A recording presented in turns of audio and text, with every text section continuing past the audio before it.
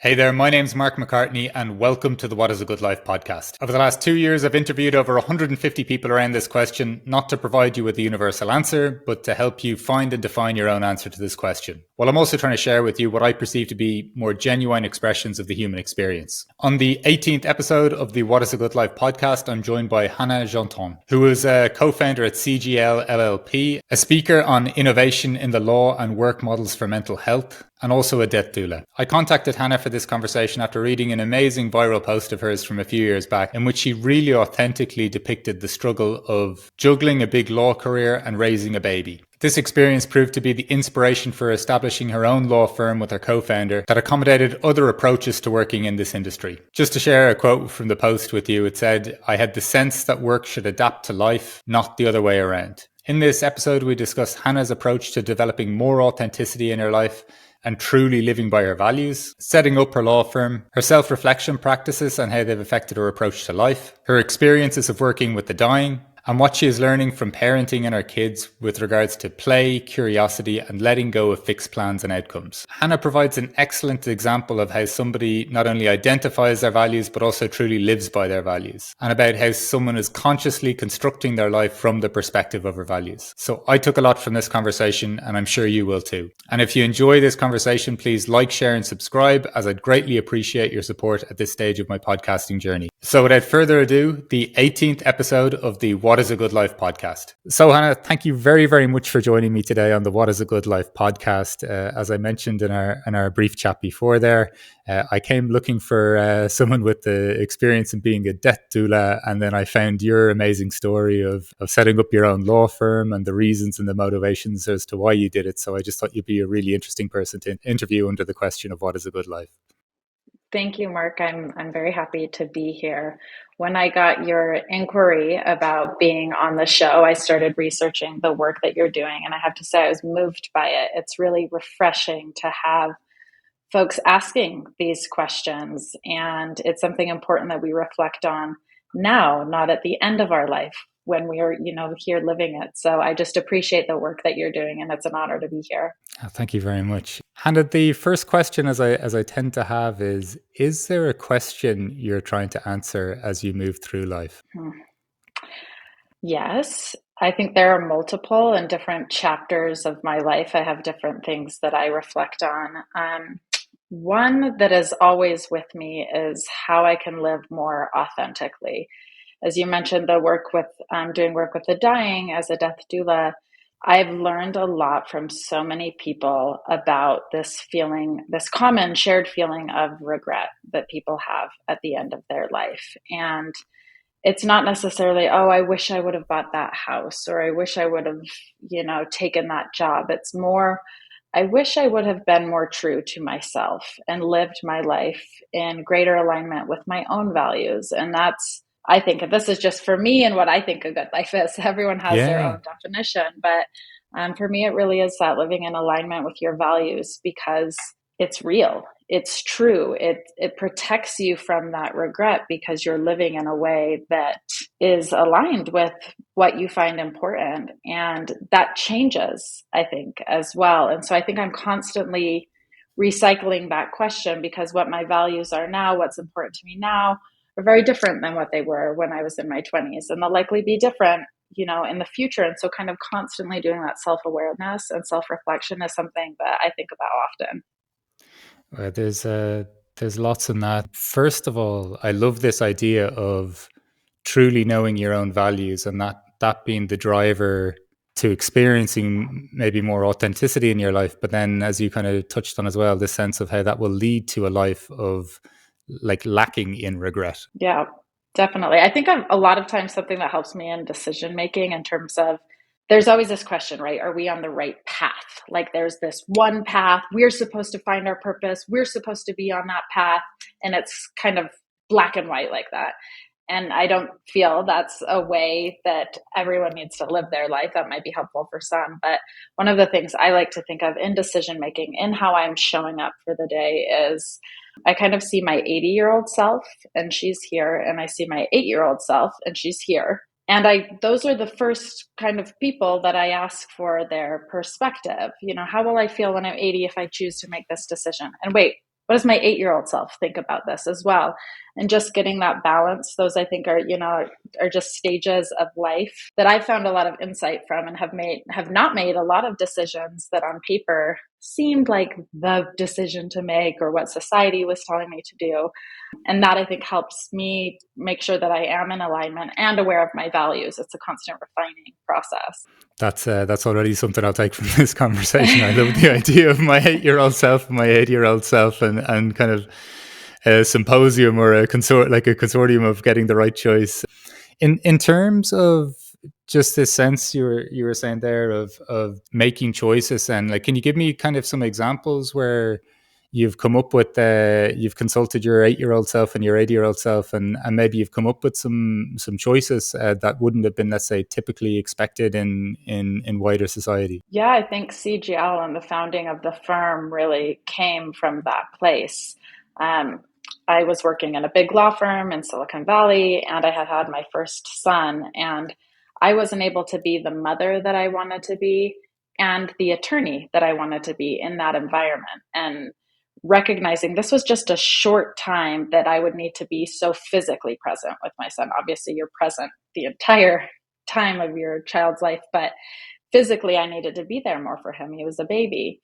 And I still wanted to work. I still planned to work. This was just a season in my life. And there wasn't flexibility there. There wasn't flexibility with my firm. When we founded CGL, the idea of remote work was not the norm. And there was a lot of reflection. This is I'm at this top firm.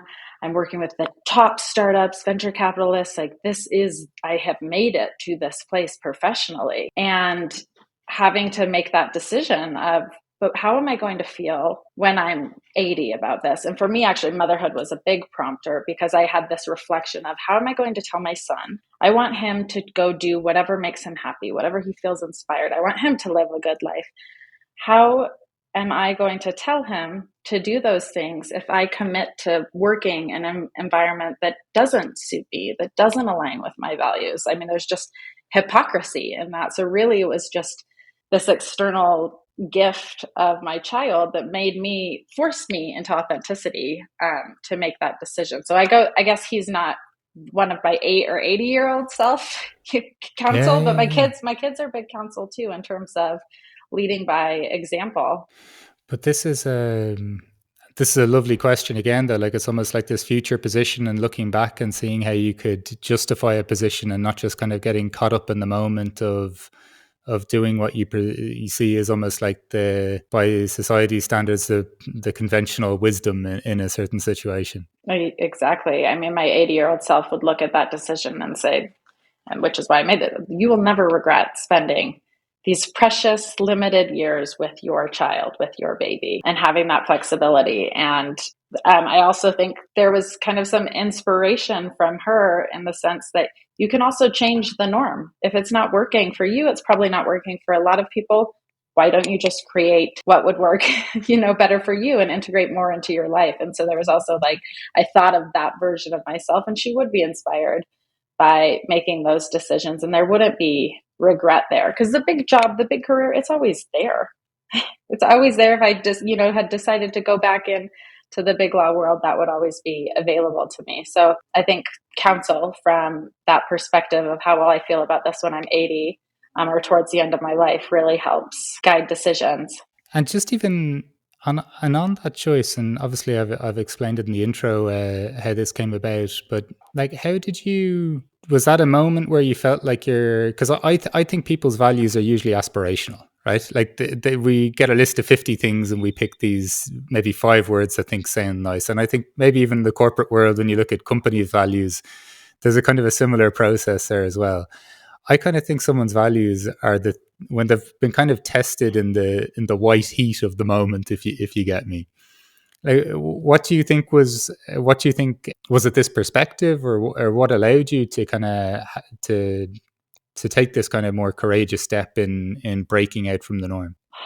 So it was scary. It was definitely scary. There are still moments of that in living in alignment. So I don't want to sugarcoat that it's not scary. But I think over time, the decision to leave my prior firm, to commit myself to time with my son in those early days. Making that decision, it kind of like builds, it's exponential, because I made that decision and it felt really good and it felt really right and Yes. seamless. And so, maybe I can do this in other areas of my life. And through that process of self-awareness of, oh, that feels good, or something doesn't feel right about this situation, that's helped me refine my values. My values, and like I said, your values are changing and evolving. They're getting clearer. So, but I think the first step of just little things, staying true to something small, like it's important to drink water. It makes me feel healthy. Being healthy is one of my values. I am going to drink X number glasses of water a day. That's it. Just start with something like that, and kind of keeping those promises to yourself and seeing how you feel helps strengthen that, like a muscle, basically, of living by your values. Because we live in this society where we're bombarded with all this information and all these values that aren't ours, and really Yeah. knowing that about ourselves. And it's just little steps. This isn't like one solution. But I've just found those little steps of anything from like that, like, I had whatever, I drank a soda that didn't, I'm just using this as like a random example, but like I drank that Yeah. soda. It didn't feel great for my body. Do I like to feel that way? Or vice versa, whatever it is that I'm not against soda or anything, but just whatever it is, I think kind of having that self-awareness and reflection and taking that first step, that does require courage, because it's scary and sometimes you're vulnerable in taking that first step. But as you strengthen that muscle, you can take bigger and bigger leaps to live in alignment with your values. I think you said something really nice though here in terms of, I think when we really, the idea that our values are changing and we're kind of recalibrating as we move through life, and nothing is kind of stuck at a fixed point. But this sense as well, then though, that when a really big decision and a big scary decision feels so good. I think that's a beautiful way of actually kind of reinforcing or discovering or reinforcing what your values are, because it's doing something scary where, of course, there's still fear. And for someone who's shifted their careers in the last few years, I can only imagine some of the stresses you're alluding to, or I can quite clearly imagine some of the stresses you're alluding to. But this idea that it felt so right. Mm-hmm. I think that's huge. In saying that, it brings up when Noam is my co-founder, when we started CGL, people kept telling us over and over again, "You're so brave. That's so courageous of you. You're so brave." And she and I would kind of giggle about it because it didn't feel brave, or even that we were doing something, outrageously challenging, because it felt so right. What you said, it just felt so right. It made sense. We were in deep alignment. And so I think that, I just think that's a really good point, because I can relate to that in terms of how we felt when we started CGL. I think that's it, isn't it? Like it's, I think if someone attaches to their values strongly enough, it's almost like you stop making decisions. Like Mm-hmm. the decisions kind of are the byproduct of living by a set of values. It creates, even in stressful moments or difficult times, it still creates, it sounds like a paradox, but it still creates an ease or a flow of movement, even in pressured moments, if you get me. Yeah, definitely. It's like the thing on the other side of the courage is more compelling or more exciting for you than the fear that exists in taking that leap, and kind of looking with that forward thinking of, I have to have that thing, or I have to do this, make this difference in this way. That's more compelling than, oh yeah, there's all this other stuff that could happen. I could be judged.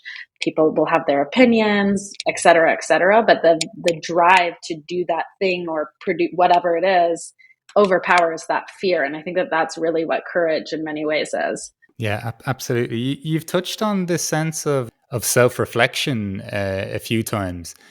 What's that journey of self-reflection or awareness look like for you? So I'll admit I have not been a self-aware person my whole life. I think kind of the start of CGL and really seeing kind of the transition there and deep feelings that were related to that journey helped me start listening to how I feel a little bit more. Now I would say that it's a practice. It isn't every day I wake up and I'm self-aware, and it's a practice. It's like working out. It's like brushing your teeth. It's habits for me. That's how I do it every morning.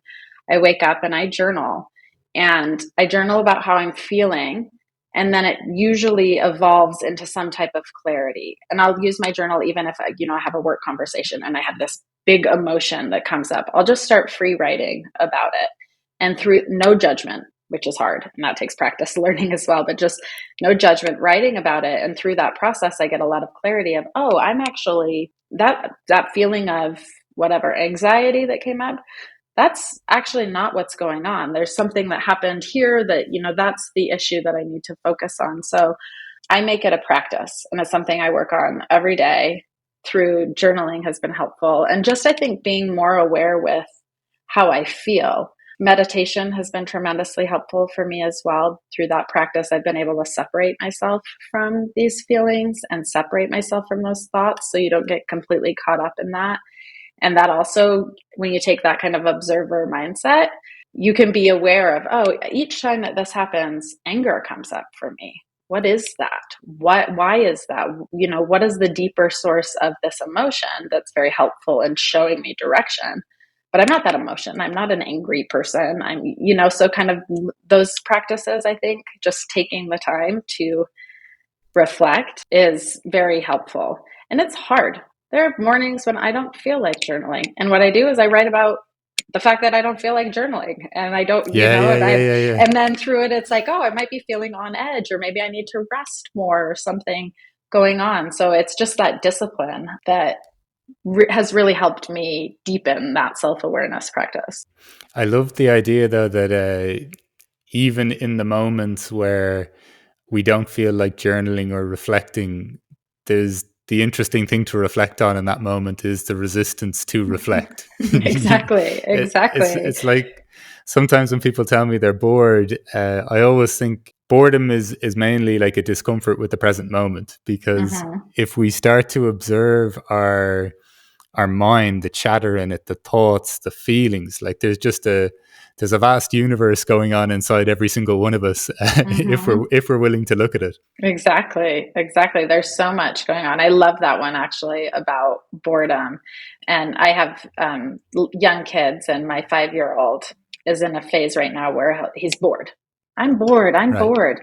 We talk a lot about, well, that's your thing that you need to navigate.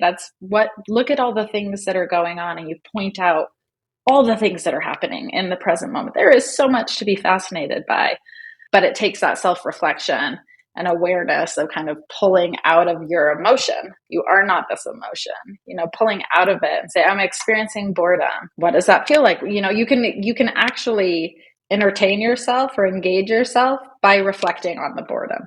Right? Like, I'm feeling boredom. What does this feel? Where do I feel it? All of those pieces. And that, I think, is very helpful from meditation. But I think this is a key step, even when you're describing about how these are my values, or I get clear in my values. Like, I think this is this self-awareness, because you mentioned earlier the sense that so many people think that what their values are almost are what's put upon them. And it's almost this self-reflection piece, and is so key then, I think, in separating ourselves from separating ourselves from the thoughts, sure, but then examining where is everything coming from. So I think there's this kind of lovely kind of sequential kind of idea of how you've built up this current perspective or this current place. Just one thing that I wanted to ask at the time when you mentioned it, and how you've even framed how you even came to start looking at the idea of regret, and then this idea of working with people towards their end of their life. How did that emerge for you? Can you talk me through how this became something that you were also taking on while building a new business, while being a mother as well? How did this end of life doula work come to be? So I have experienced death. I experienced death pretty early on, in terms of actually losing 2 very close friends before I was 18. And that made a large impact on how I saw the world. I think I was introduced to the concept of mortality in very formidable years of my life, and with people that were young, and things that, this wasn't people living a long, happy life and dying when they were older. And in a way, at first it instilled fear in me of, oh my gosh, anything can happen. And that fear, I think, evolved into a very healthy fear of realizing that this is finite. Like, we are not going to live forever. If anything that we all share is the fact that we're going to die. Not to get too heavy here, but that kind of familiarity and thinking about how I live my life, because it really is precious each day. My mom does hospice volunteering, and so I saw the work that she was doing there. And so that is something that I started. And to be honest, it was just really moving work and talking to these people and listening about their lives and kind of understanding these common threads that many shared. The death doula thing, if I'm completely honest, it just came to me. Like I was journaling, I was doing the kind of self-reflection, deep work, planning things. And this kind of just thing came and said, I want to work more deeply with the dying. How do I, but in a like supportive, emotional way. And so I started exploring that idea of what that would look like. And I came across a death doula. And the second I read about it, I was like, I have to do this. This is such beautiful work. I have to be part of this. And so that's when I started my training to become a death doula. This is the role really resonates with me too. I don't know what my future holds, but there's something, I don't know, there's something that you said there though, in terms of just this, like death is coming for us all. And it's not even like, it's amazing how much we avoid this given that, like, you know, death and taxes, right? Like this is, and I'm not trying to sound too cold around death or too detached from the emotional impact of death. Absolutely not. But there is something amazing, I think, in our lives if we don't get comfortable with it. And I'm not saying that we detach from all our, or we remove all our attachments in life. You know, you have kids, I have a child on their way. You know, like there's things where I think of, when I think of death, of course, my mind goes to my attachments to certain relationships. But there is something, I think, so liberating in terms of getting a little bit more comfortable with this. And just there's so much to learn from it too. Just when you mentioned there kind of threads or kind of consistencies you noticed amongst talking with people that are towards the end of life, like what did you start to observe? So one is kind of on the point that we were just talking about, that everybody ends up in the same place. And in Right. those later conversations, so rarely is anyone talking about what they do for a living or did for a living. And they're talking about their family. They're talking about things that they're proud of. So sometimes that can be things in the professional context. But I think, in kind of meeting with people, having these conversations with people that have done remarkable things professionally, and they're in the same position and they look very similar to the person that didn't do any what society would call remarkable things professionally. They're the same, you're still helping them stand up, or sometimes they're not able to stand. You're still helping them with water. There's still feelings of regret. So seeing kind of those similarities in terms of where we start and where we end up, I think provides like that feeling of almost not taking the whole thing so seriously, and knowing that there is a deadline to life in terms of when it Yeah. expires. And like your path is, I think that's it. Your path is very personal. That would be one that I see. And then a common thread is, I wish I would have spent more time with the people I loved. I wish I would have told my son that I love him. I wish I would have spent more time with my partner. Those are the common things. And I get a lot too, because of, I think, where I am in my life.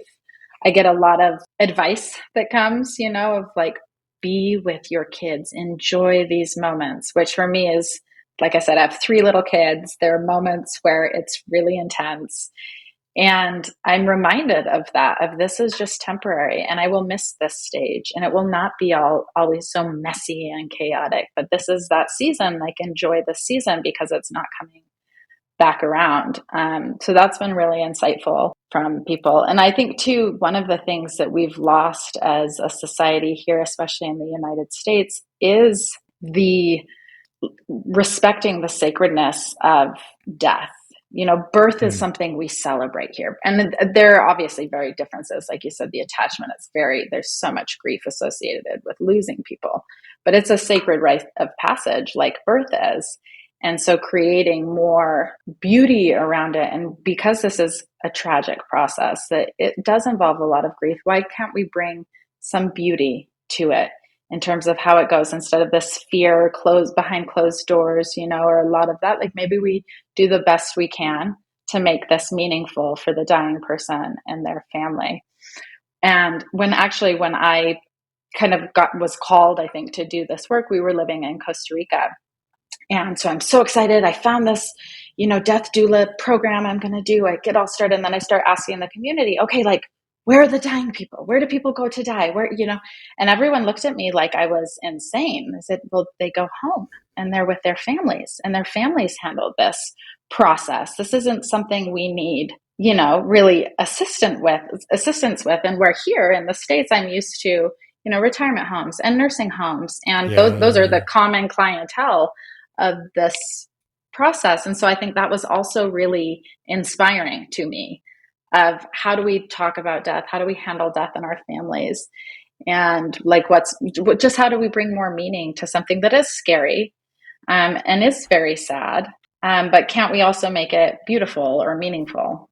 I don't know, there's something so kind of enriching almost about this idea of trying to find the beauty in the tragic.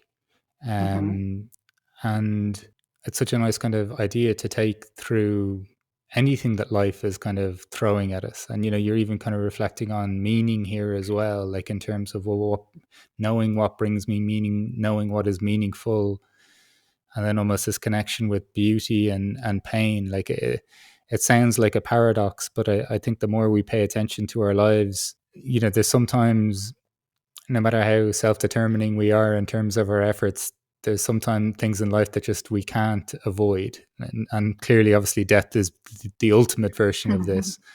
But even throughout the rest of our lives, I can only imagine what an important lesson this is that you've taken from these experiences. Yeah, I hope so. I mean, I think in just learning each day, but that's true. I mean, life is not easy. And for all the beautiful, wonderful things that happen, they're also really hard, really sad, really traumatic things that are part of life.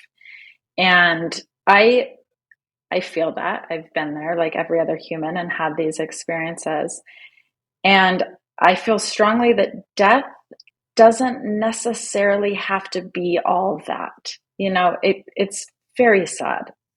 And it can also be a beautiful closing of our life. And so I think, but that's a challenging thing, because again, as we're talking about the broader conversation here, we're fed all these things.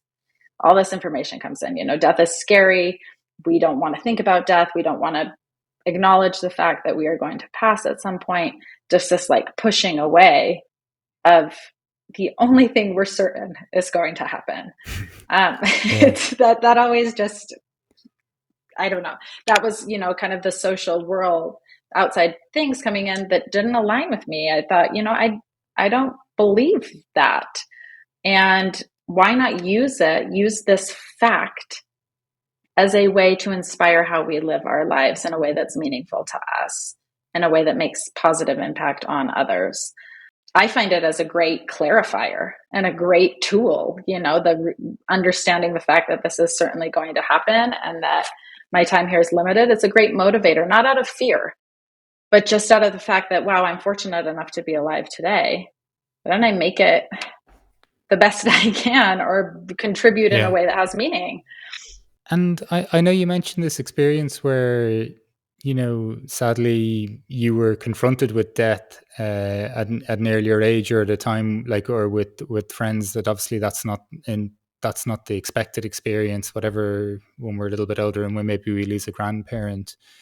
And then working in the hospice, you've seen your mum working in the hospice and then contributing to this as well.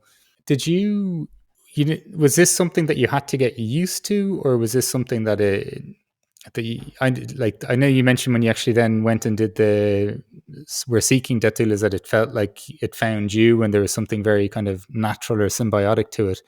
But did you have to get used to this, or was there a inherent comfort there? I think there was an inherent comfort, but it still took getting used to. I think it's both. Yeah. I felt comfortable going into the space, but I remember the first hospice patient that I met with, I was so awkward because I didn't know what to ask him. And I had this thing of like, well, everybody knows the elephant in the room here. He's dying. Like, what do I say? How do I not offend him? Like, I felt all of those things. And then I was just Yeah. really awkward in the conversation and there was not a connection. And then just in time, it was like, whatever, like just have a conversation with somebody for however you would have a conversation and just get curious.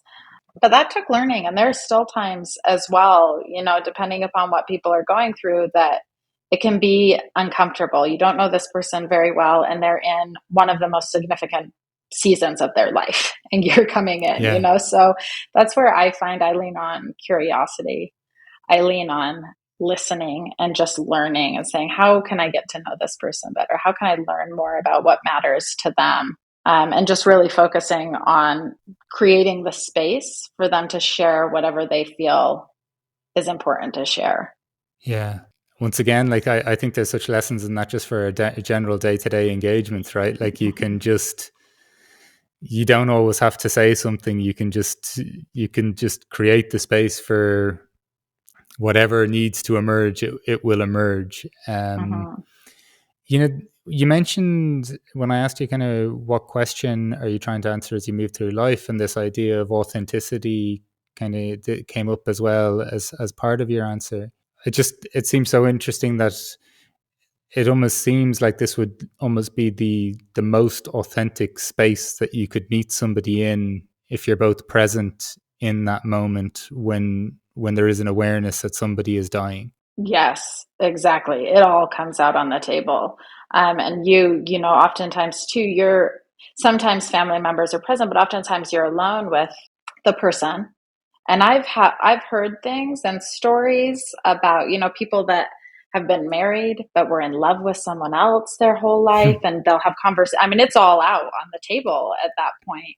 And I think this is what I find so inspiring about the work that death doulas are doing, is you create space for people to get that out and to talk about it. Yeah. Some people have never uttered these things in their whole life, and a stranger comes in for emotional support and they're like, great, I've been holding this in, and so I think that you do really see people's true colors in terms of what was meaningful for them. And there is a comfort in sharing that, things that they may have never said out loud. In terms of your journey with authenticity, I know you're saying that more self-awareness is coming into your life, especially with the big career choices you've made and setting up your own business and just kind of thinking about things in different ways. How would you kind of characterize your own journey then, even with authenticity? Very humbling, I think, in terms of, always learning and kind of having that openness. Yeah. And it's a constant work in progress. I think that's the entirety of your life experience. And if you have, I mean, for me, I just hope that I'm open enough and curious enough and self aware enough to make decisions in a way that aligns with me. But I don't always, like anybody, I don't always. Yeah. And that's where the 80-year-old self, she just helps me so much, because I think of those conversations that I've had with people in hospice or who are dying, and the pain of the regret that is experienced, or the pain of not making a decision in alignment with who they are. It's so palpable that's kind of what motivates me in moments of like, oh, I got to make this decision. This is aligned with me, but it's going to be hard and I'm going to disappoint some people and all of those things. And kind of saying, okay, that's my present. And then 80-year-old self, what would she feel if I didn't do this? And it's always like, ooh, I definitely I don't want to be the person at the end of my life sharing my regrets with my emotional support team. I want to be reflecting on the way that I lived a good life, that I lived a life that was meaningful to me, that I helped people in a way that I wanted to, that I lived with love and led with love. And so by making those decisions that I might regret down the road, I create more space to create opportunities to live in a way that I think is a way that I would be proud of. Yeah, that's this whole like this 8 to 80 is such a powerful framing. Like it really is. Like it seems to. I love this idea as well of you almost like when you take that the elder perspective, it's like seeing what the amplified or magnified consequences of that choice could be over a longer period of time, and then dovetailing Definitely. that into this experience of like having hands-on experience of seeing people have these consistent regrets about ways of living. There seems to be so much value in like I've recently interviewed a woman who runs a she works with bodies and treats people the bodies, and there's also some engagement as well with towards the end of life. But she said something along the lines of she recommends that everyone touches a cold foot at some point in their life. Like, and even just from what you're taught, there seems to be this other experience then that you're getting in just those moments up to the point of departure, where it's all, you've used the expression a couple of times, it's all coming out on the table. Like that, even with the, like, well, what is a stranger initially, that they can't contain this anymore. They need to just Mm-hmm. shed themselves of it. As a combination, it seems like there seems to be so much almost like power to it. Definitely. Definitely. And I think too, in this process, just on the 88-year-old self, the integration of the 8-year-old self is really helpful too, because everything that we're talking about is very profound. It's heavy. It's a bit serious, and that's where the 8-year-old comes in too. And it's like so often, because I am very guilty of getting so serious about something and completely Yeah, consumed, and it's end all be all if I don't take this opportunity or whatever. And that's sometimes where the 8-year-old is like, but are you having fun? Is it fun? Like, yeah, are you in, can we play a little bit in that? And that just helps for me, like, manage the situations in a way that's like, okay, it can be meaningful and like it can be playful, because it's serious, but it's not that serious because we're all going to die. Like there, like there's yeah, a yeah, yeah. wonderful liberation in that as well. When did you start to? Because I know from my sake, like I almost went through this arc of getting involved in finance in my 20s, taking that as a main focus, or my sense of creativity, or even I didn't pick up a pen, I think, until my early 30s then, where journaling became a big thing for me as well. And I almost think, ironically, like that I have more fun or playfulness in my 30s than I did in my 20s. How have you how's the 8-year-old influence proceedings, or over what kind of timeline? Yeah. So, I mean, really, that concept of 8 and 80-year-old has been something that's come in maybe the past like 5-ish years. So, this has not been my whole life at all. Um, and I'm still learning. To be honest, I was never like play as a person. Even as a child, I was very serious. I'm the oldest. I was very responsible. I had this vision of becoming this professional woman, which was very out of where I was kind of raised and the norm of thought there. And so I was just focused. You do this, you get into the school, you do this. And I checked it all off. And I was so focused on that. I think once I got my job and I had made it, I had this moment of like, now what do I do? Like, what do I do? I've been following this plan for so long. And so that phase brought up a lot of insecurity in me in terms of what I was doing with my life. So I threw myself into work, which is what a lot of people do, because I didn't want to pay attention Yeah, to the fact I was uncomfortable. But for me, it's kids. It's my kids. Kids come along and they wonderfully mess up any plans that you have. They are in a wonderful way that I've learned to appreciate, but that took time and learning. And I was so serious, like, we have this schedule. We're going to do this. And it would never, none of it worked. And the pancake mix is always spilled on the floor. That's just like, and that's okay. And just trying to, and I'm still working on this every day, to trying to just laugh about those things and find the silliness. And you know what? You just clean up the floor. So I think the playfulness really only in my oldest is 7. And I think that that's something that I'm working on kind of each day. I'm actually reading a book right now on fun, in terms of having fun, the importance of fun for our mental health, the importance of fun for our physical health. And it's very ironic that sometimes for me that I'm actually reading a book about how to have fun and having to yeah, reteach myself how to play. But that's that 8-year-old self. She said, you're doing great. accomplishing all these things, but like, are you having fun? And a part of me was like, wow, I don't even necessarily remember how to do that anymore. So just listen. And I'm so glad that I listened to that and that I'm starting to go into that space because it's so much more fun and enjoyable. Like I won't regret having fun. It's so interesting. Like I think even from my perspective, even exploring more spaces of, let's say, even vulnerability. Like, you mentioned this idea of authenticity, being quite a humbling path at times, because we do have such fixed views of life and moments. And I think it's when those models kind of break or they no longer sustain us. Like, you hit all your goals, for example, and then you look around and it's like, is this it? Like, and work harder, God damn it. We've got then I don't have to feel this discomfort. But there's something really nice about this, going through some of these moments and almost like recapturing our childish playfulness or curiosity. Like even to be able to go from a period of time where I couldn't name my emotions to, you were talking about it as well, just getting comfortable with these things, like, or in journaling, getting comfortable with certain feelings being present and inquiring about them and not resisting them.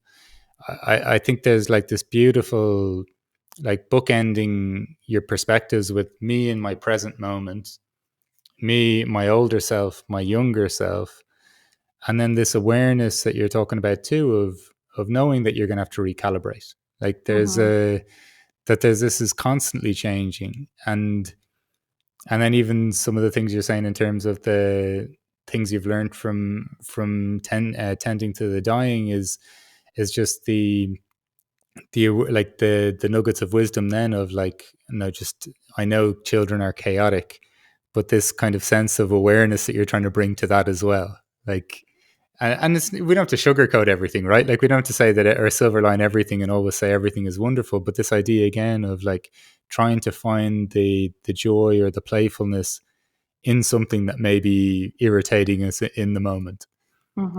Yeah, definitely. And what is the learning even? You're absolutely right. It's not, there are really hard things each day, especially with kids. But the learnings, one of my 5-year-old is really in the why phase. Why okay, we need to do it this way. Why? Because blah, blah, blah. Why? And I find myself getting to the point because my answer is just because, and then I reflect and I'm like, he's got a point. Like, does that make sense? Why do we do it this way? And just having that curiosity.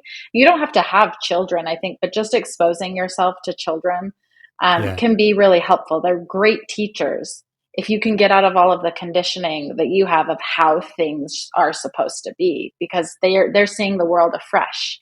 And so their questions and criticism, sometimes you're like, well, we don't question that. And they're like, why?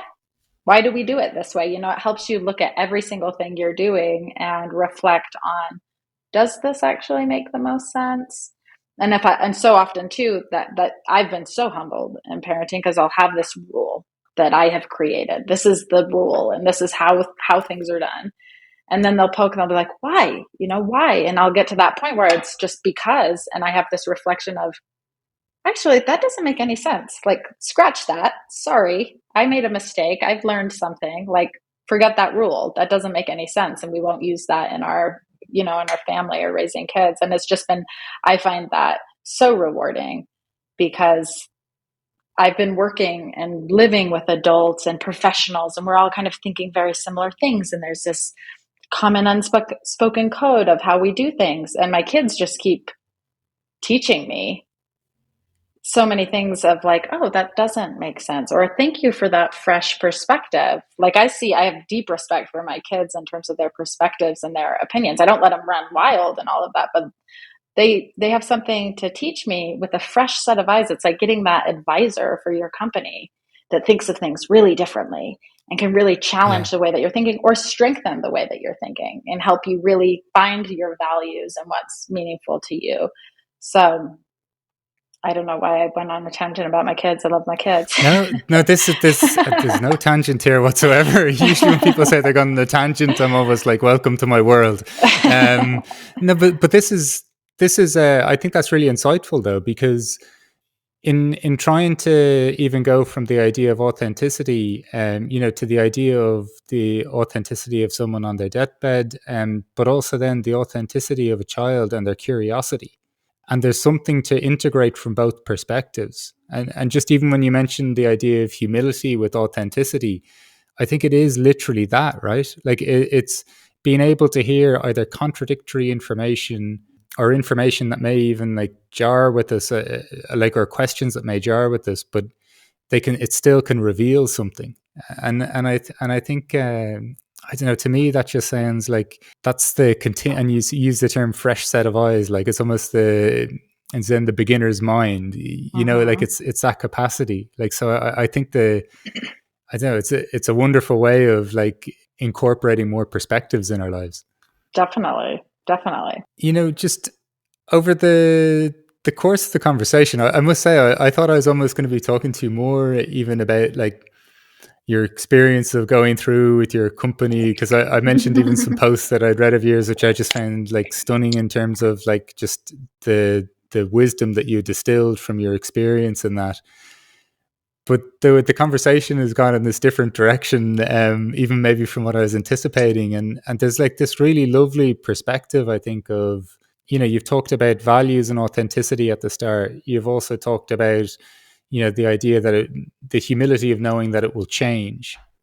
Like then, going through life, realizing where, okay, I know I've really hit my values on the head when I'm making a difficult decision, like setting up your company, doing something kind of against the grain. But it felt easy. Yeah, it was scary and all the other drama that comes with big decisions in life, but it felt, for you and your partner at work, it felt easy. So everyone was telling you that it was courageous, but that's a great way of knowing what our values are. Then like even just the courage that gives us to go our own way in life as well. Then this sense of, I guess we also have to call it kind of contributing to others too, by even volunteering at the hospice. But then, you're talking about learning so many times during the course of this conversation, and the amount of, the situations that presents then in terms of working with the dying and then following a curiosity. And once again, when kind of stepping into that, almost feeling like that it came to you, there was something very natural, like you had opened up a space where you could sense these things, like, and this comes from this, like, you're talking about like awareness, self-awareness in terms of meditation, in terms of journaling, and then just this sense of, building this model of your 8 to 80-year-old self, and almost those characters manifesting in your life too, like with your children, and then the work that you're doing as a doula as well, and then learning from both equally, like, and then the openness to that, the willing or the acceptance to be challenged, and then, but like very much leading your life then through this sense of, I don't want to have regrets. I see that like it's very, very tangible when I'm in these situations, that this is something that's coming. But then also seeing things, life in not such a fixed sense of, like, the paradox of seeing that there can be real beauty in death. Even there can be even opportunity in tragedy, like you've seeing life through less fearful eyes after some time when some friends had passed, even, and just like the kind of paradox of death bringing gratitude to your life, or like a sense of, like, focusing on figuring out what a sense of meaning is, and so forth.